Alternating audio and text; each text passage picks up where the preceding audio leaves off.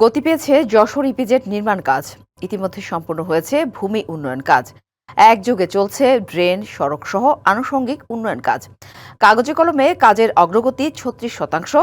কর্তৃপক্ষের দাবি, জুলাই মাসের মধ্যে প্রস্তুত হবে শতাধিক প্লট এবং দেয়া যাবে বরাদ্দ। ২০১৯ সালের নভেম্বরে যশোরের অভয়নগর উপজেলার প্রেমবাগ ইউনিয়নের প্রায় ৫০৩ একর জমিতে যশোর ইপিজেড প্রকল্পের অনুমোদন দেয় সরকার। পরিকল্পনা অনুযায়ী এই ইপিজেডে ৪৩৮টি প্লট তৈরি করা হবে, যেখানে বিদেশি বিনিয়োগকারীরা তাদের শিল্প প্রতিষ্ঠান গড়ে তুলবেন। এতে প্রায় ১.৫ লাখ মানুষের প্রত্যক্ষ কর্মসংস্থানের সুযোগ হবে। প্রকল্প গ্রহণের ৬ বছর পর ২০২৫ সালে শুরু হয় যশোর ইপিজেড নির্মাণ কাজ। গত ১ বছরে কাজের অগ্রগতি হয়েছে ৩৬%। এর মধ্যে শেষ হয়েছে ভূমি উন্নয়ন কাজ। একযোগে চলছে ট্রেন, সড়ক সহ আনুষঙ্গিক উন্নয়ন কাজ।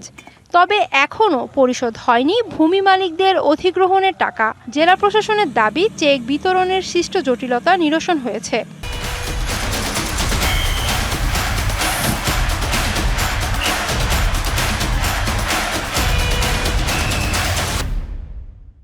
মাটি বরণ 75% শেষের দিকে।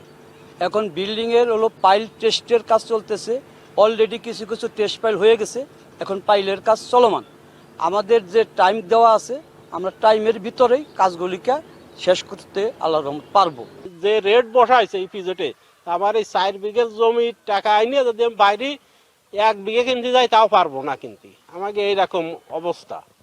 1000 প্লাস চেক আমরা বিতরণ করেছি অলরেডি। আসার পরে আমরা আমাদের অল্প কিছু চেক বাকি আছে, আমরা সেগুলিও অ্যাকাউন্টসকে বলেছি যে আপনারা একটু দ্রুত এটা সেবাটা দিবেন, মানুষ যাতে ভয়ানি বা ভোগান্তি শিকার না হয়। ইপিজেড কর্তৃপক্ষের দাবি, অধিগ্রহণ করা জমির দখল, হস্তান্তর ও দরপত্র অনুমোদনে দেরি হওয়ায় কাজের অগ্রগতি কিছুটা কম। তবে আগামী জুলাইয়ের মধ্যে প্লট বরাদ্দের কাজ শুরুর প্রত্যাশা তাদের। এ প্রকল্পে ব্যয় ধরা হয়েছে ১,৬৭৮ কোটি ২৯ লাখ টাকা। প্রকল্পটি চলতি বছরের ৩১শে ডিসেম্বর শেষ হওয়ার কথা রয়েছে।